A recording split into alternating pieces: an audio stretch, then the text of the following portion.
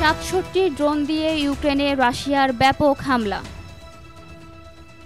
আসসালামু আলাইকুম। এই খবরের বিস্তারিত জানাতে আপনাদের সাথে আছি আমি নীলা ইসলাম।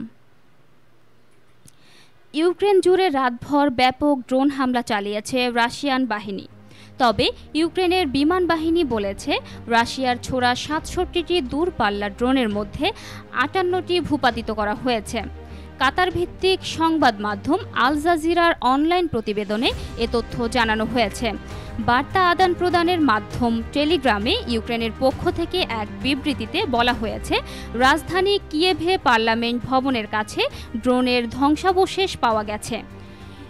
ইউক্রেনের বিমান বাহিনী বিবৃতিতে বলেছে, ইউক্রেন জুড়ে 11টি অঞ্চলে আকাশ প্রতিরক্ষা ইউনিট তৎপর ছিল।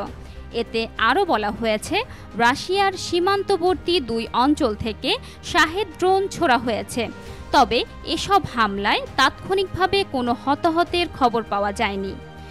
বার্তা সংস্থা এপি ও রয়টার্স জানিয়েছে, ইউক্রেনের পার্লামেন্টের বাইরে রাস্তায় ড্রোনের ধ্বংসাবশেষের ছবি তোলা হয়েছে। 2022 সালের 24 ফেব্রুয়ারি ইউক্রেনের সামরিক অভিযানের ঘোষণা দেন রুশ প্রেসিডেন্ট ভ্লাদিমির পুতিন।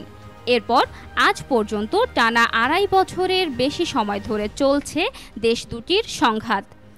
এতে দুপক্ষের বহু হতাহতের খবর পাওয়া যাচ্ছে। তবে যুদ্ধ বন্ধে এখন পর্যন্ত কোনো লক্ষণই নেই। উল্টো পূর্ব ইউক্রেনে দেশ দুটির মধ্যে সংঘাতের পরিমাণ অনেক বেড়েছে। এই ছিল এখনকার মতো।